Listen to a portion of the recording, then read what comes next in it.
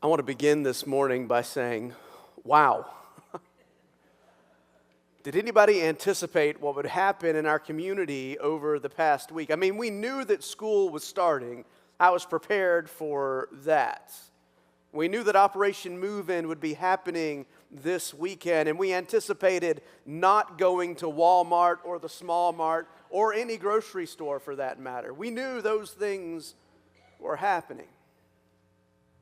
But I don't think any of us could have anticipated the incredible toll that Tropical Storm Debbie would take on our community. I think I told nearly everyone I knew that I wasn't too worried about this storm. It was just going to be a rainmaker, and we needed rain. It was just going to be a rainmaker. I wasn't too concerned because we wouldn't have tornadoes and we wouldn't have wind, just rain. But y'all, it rained, and it rained, and it rained, and it rained, and before we knew it, ponds were overflowing, and dams were busting, and beaches were being washed away. It was 2 a.m. Tuesday morning when we got the call from Dwayne to activate the storm shelter here at Pittman Park. By 3 a.m., families started arriving to the church, many of whom were rescued by boat after being awakened to the sound of the sheriff pounding on windows and shining lights. Many of them stepped out of bed into ankle-deep water, only to grab a few essentials before racing out of the door. The first family that we received, there were 7 of them in the family and 3 dogs, and they all piled into the back of an ambulance to escape from the water that was surrounding and indeed inundating their house. Over 72 hours, we served nearly 70 people at our shelter, and by Friday afternoon, we'd helped secure lodging for everyone. Everyone had a place to go. In the midst of all of that, Thursday afternoon, while operating the shelter with the Red Cross, some 150 flood buckets were delivered from the United Methodist Committee on Relief. UMCOR is what we call it around here. You might remember just a couple of years ago, we packed flood buckets. Do you remember that? We packed flood buckets and sent off like 150 in conjunction with First Methodist to be housed so in case of disaster, people would have the resources they need. Friends, those flood buckets came back home this week. I mean, they weren't ours. They were delivered from other churches because ours had already been deployed. We had buckets from Pierce Chapel in Columbus and Jasper United Methodist Church up in North Georgia that were delivered to us down here in South Georgia. 150 buckets arrived, and 200 more were sent by Bullitt County EMA. And we gave all of those out in about 4 hours on Friday afternoon. Yesterday afternoon, more buckets arrived from the Red Cross and from UMCOR. We gave all of them out along with shovels and tarps and gloves and flashlights and even more. All the while, on Friday afternoon, we were cleaning up the fellowship hall and getting ready to flip it to feed the Southern Pride Marching Band their end-of-camp dinner. By the end of Friday night, 200 students, staff, and volunteers were all fed. And yesterday we distributed 300 more buckets along with food and other supplies. It's been a week, y'all. It's been a week. And this season, these moments, they weren't on my calendar. I keep a very detailed calendar. These weren't on the calendar. These moments, they weren't on the calendar. They probably weren't on yours either. Which brings us to this morning's text. I want you to hear it again from Ecclesiastes 3, verses 1 to 13. Solomon is writing down his wisdom, and he writes a poem for the first 8 verses before bringing that poem down to reality. Solomon writes these words: "There is a time for everything and a season for every activity under the heavens, a time to be born and a time to die, a time to plant and a time to uproot, a time to kill and a time to heal, a time to tear down and a time to build, a time to weep and a time to laugh, a time to mourn and a time to dance, a time to scatter stones and a time to gather them, a time to embrace and a time to refrain from embracing, a time to search and a time to give up, a time to keep and a time to throw away, a time to tear and a time to mend, a time to be silent and a time to speak, a time to love and a time to hate, a time for war and a time for peace. What do workers gain from all of their toil? I've seen the burden God has laid on the human race. He's made everything beautiful in its time. He has also set eternity in the human heart, yet no one can fathom what God has done from beginning to end. I know that there is nothing better for people than to be happy and to do good while they live, that each of them may eat and drink and find satisfaction in all of their toil. This, friends, is a gift of God.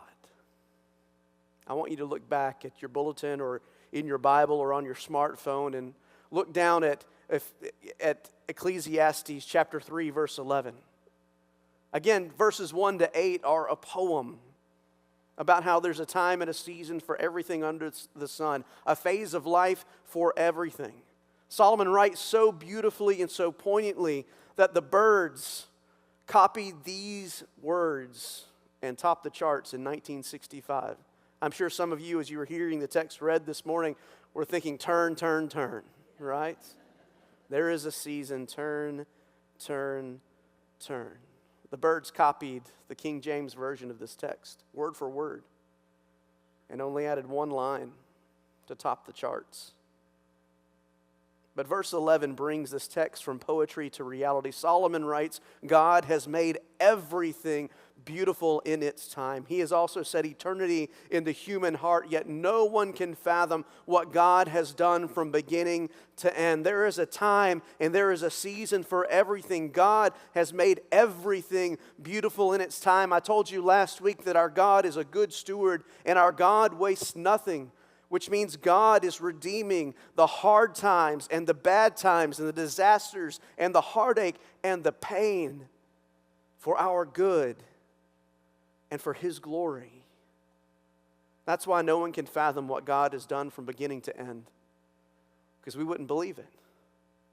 That God could take our brokenness and bring something beautiful out of it. Last week I told you that you have approximately 936 weeks from the time your child is born until he or she graduates from high school, and it goes by fast. Some of you parents and grandparents are shaking your head because you know just how fast it goes. Some of you, when you heard that it's 936 weeks from birth to graduation, you were shocked because you didn't realize how much time, how many weeks that you had left. To drive that number home, I went and I got a jar, and I left it in the other service. I filled it with 936 marbles. I'll bring it next week. 936 marbles, each representing a week of a child's life from birth to graduation. It's kind of a heavy jar. And when you take one marble out, it doesn't really make much of a difference, right? You can't tell that there's really any difference in that jar. When you take 10 out, it's really hard to see any change in the jar. Take 52 of those out, though, and suddenly you begin to notice. Now, most of us won't miss 52 consecutive weeks of our children's lives, but over 18 years, if we're not paying attention, if we're not seeing the value and the potential of each moment for our children and our grandchildren, we might not only miss the moment, but we might miss weeks or years worth of moments. And none of us want to miss it. We want to be here for it. We want to make every moment count. We want to be here for every season, for the easy and the hard and the messy and the meaningful and the painful and the poignant. We want to be here for it all. We don't want to miss it because we know what's at stake for our children and for our families. Parents, you know what's at stake, don't you? In raising your children. You've been charged with helping a human being become who God created them to be. Church, as a body, when we baptize children, you remember that we make a commitment to raise them in such a way that when the time is right, they can make a commitment for themselves to Jesus Christ. Friends, we have a responsibility to care for every moment and to make every moment count. But here's the thing, most kids don't know what you're doing with them is really making their history because they're kids. They don't understand the value of every moment. It's kind of like that song by Trace Adkins, She Thinks We're Just Fishing. Kids, they only see now. To them, you just built a sandcastle. You just took them to swim lessons. You just played basketball in the driveway. You just went and saw a movie. You just went out to Brewster's and ate some pizza. They don't realize that those moments become memories, and those memories are forming them and shaping them for the future. That's why it's so important that we, as parents and grandparents and aunts and uncles and cousins and neighbors, that we don't miss it. That we're here for every single moment. Adults, parents, you've got a different vantage point than your children, a different perspective for your children's lives. You see how yesterday and today and tomorrow are all connected and how the decisions that we make in one moment impact the choices that we have in the next. So we should know better. We should realize that being present in our children and grandchildren's lives week after week and month after month and year after year in a variety of ways is us actually making history. We're making history. We need to understand that our kids' lives are being built by the moments that we give them over time. The moments that we make with them are actually making them. So don't miss it. So this morning, I want to give you 3 areas where it's critically important that we don't miss it. Parents, grandparents, aunts, uncles, cousins, these all apply to us all. The first one is this: don't miss your role. Parents, grandparents, no one has the potential to influence your son or your daughter, your child or your grandchild like you. No one has the potential to influence them the way that you do. And I know that's a lot of pressure and it can be confusing. As a parent or a grandparent, you're a mix of a teacher and coach and counselor and friend. By the way, you're also tech support, Uber driver, ATM, and influencer. Right? Stephanie left for 16 days, and I was like, I'm dropping you off here. Here's some cash. Right? We're a mix of all of those things. And everything we do to and for our children makes an impression. So what should you do? Because we need to do more than just have good intentions for our children and for our families and for the children that we've been entrusted to in the life of the church. We've got to embrace our role, and that happens by doing 4 things, very, very intentionally. First, we've got to embrace the physical needs of our children. Every child at every age has physical needs: food, clothing, shelter, and the list only goes on and on as they age. So we've got to make sure that we're embracing their physical needs, that we're giving them what they need in order to succeed. We're giving them and resourcing them for the future that God has for them. We've also got to engage their interests, appeal to your child's curiosity to broaden their knowledge and their abilities.